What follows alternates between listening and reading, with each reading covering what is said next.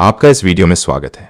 आओ सुनो प्रेमचंद द्वारा लिखी कहानी बोहनी। उस दिन जब मेरे मकान के सामने सड़क की दूसरी तरफ एक पान की दुकान खुली तो मैं बाग बाग हो उठा। इधर एक फरलांग तक पान की कोई दुकान न थी और मुझे सड़क के मोड़ तक कई चक्कर करने पड़ते थे। कभी वहां कई कई मिनट तक दुकान के सामने खड़ा रहना पड़ता था। चौराहा है, ग्राहकों की हरदम भीड़ रहती है। यह इंतजार मुझको बहुत बुरा लगता था। पान की लत मुझे कब पड़ी और कैसे पड़ी ये तो अब याद नहीं आता, लेकिन अगर कोई बना बनाकर गिलौरियां देता जाए तो शायद मैं कभी इनकार न करूं।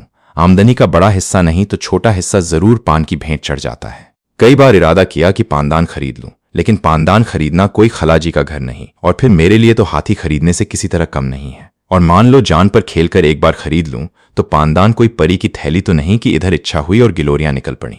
बाजार से पान लाना, दिन में 5 बार फेरना, पानी से तर करना, सड़े हुए टुकड़ों को तराशकर अलग करना, क्या कोई आसान काम है? मैंने बड़े घरों की औरतों को हमेशा पानदान की देखभाल और प्रबंध में ही व्यस्त पाया है। इतना सरदर्द उठाने की क्षमता होती तो आज मैं भी आदमी होता। और अगर किसी तहर ये मुश्किल भी हल हो जाए तो सुपारी कौन काटे? यहां तो सरौते की सूरत देखते ही कंपकंपी छूटने लगती है। जब कभी ऐसी ही कोई जरूरत आ पड़ी जिसे टाला नहीं जा सकता तो सिल पर बट्टे से तोड़ लिया करता हूं, लेकिन सरौते से काम लूं ये गैर मुमकिन। मुझे तो किसी को सुपारी काटते देखकर उतना ही आश्चर्य होता है जितना किसी को तलवार की धार पर नाचते देखकर। और मान लो यह मामला भी किसी तरह हल हो जाए तो आखिरी मंजिल कौन फतह करे? कत्था और चूना बराबर लगाना क्या कोई आसान काम है? कम से कम मुझे तो उसका ढंग नहीं आता। जब इस मामले में वे लोग रोज गलतियां करते हैं तो इस कला में दक्ष हैं तो मैं भला किस खेत की मूली हूं। तमोली ने अगर चूना ज्यादा कर दिया तो कत्था और ले लिया। उस पर उसे एक डांट भी बताई। आंसू पूंछ गए।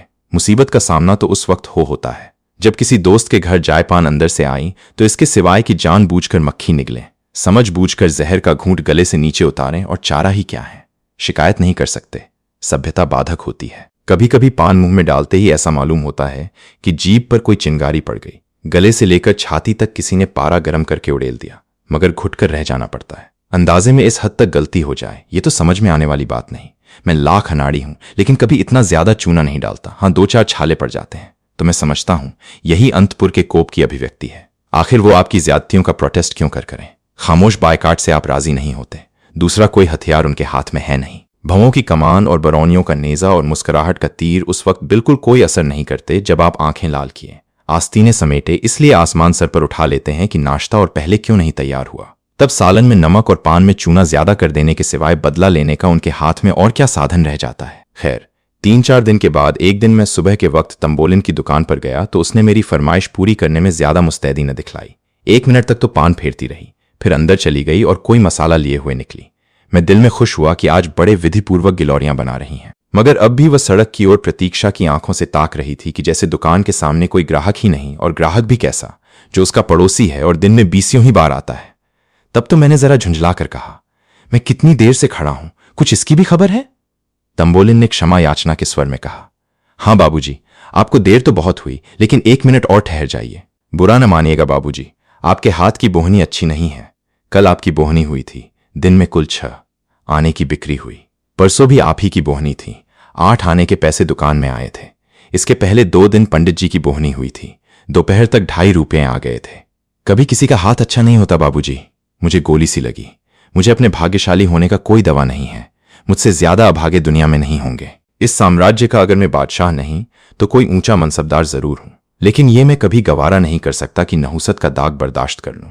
कोई मुझसे बोहनी न कराए, लोग सुबह को मेरा मुंह देखना अपशकुन समझे, ये तो घोर कलंक की बात है। मैंने पान तो ले लिया, लेकिन दिल में पक्का इरादा कर लिया कि इस नहुसत के दाग को मिटाकर ही छोड़ूंगा। अभी अपने कमरे में आकर बैठा ही था कि मेरे एक दोस्त आ गए। बाजार साग भाजी जेने जा रहे थे। मैंने उनसे अपनी तंबोलिन की खूब तारीफ की। वो महाशय जरा सौंदर्य प्रेमी थे और मजाकिया भी। मेरी ओर शरारत भरी नजरों से देखकर बोले, इस वक्त तो भाई मेरे पास पैसे नहीं हैं और न अभी पानों की जरूरत ही है।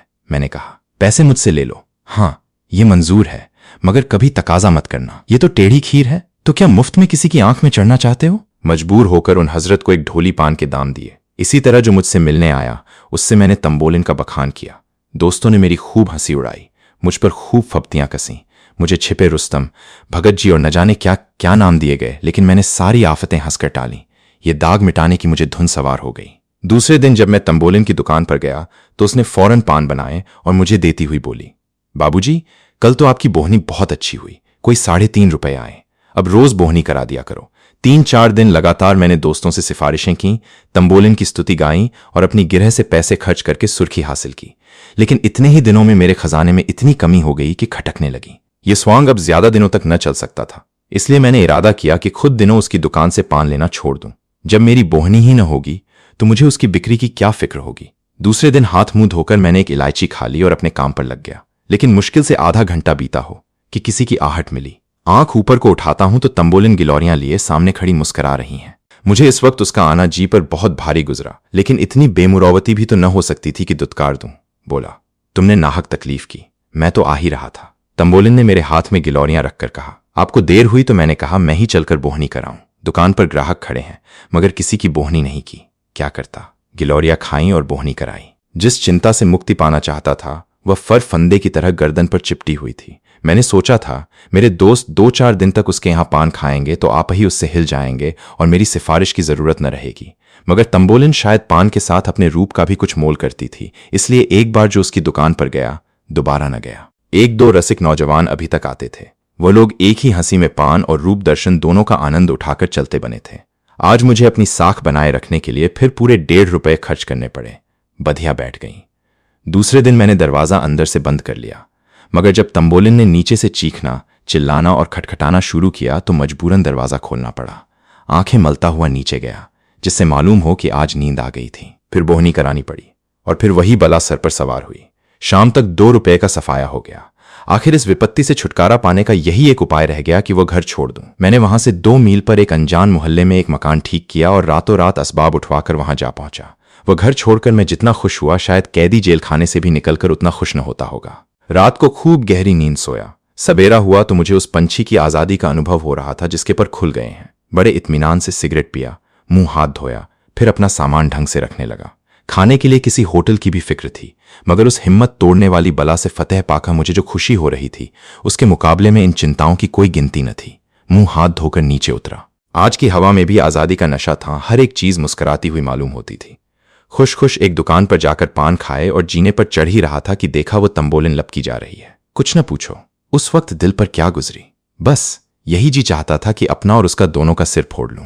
मुझे देखकर वो ऐसी खुश हुई जैसे कोई धोबी अपना खोया हुआ गधा पा गया हो, और मेरी घबराहट का अंदाजा बस उस गधे की दिमागी हालत से कर लो। उसने दूर ही से कहा, वाह बाबूजी वाह, आप ऐसा भागे कि किसी को पता भी न लगा। उसी मोहल्ले में एक से एक अच्छे घर खाली हैं।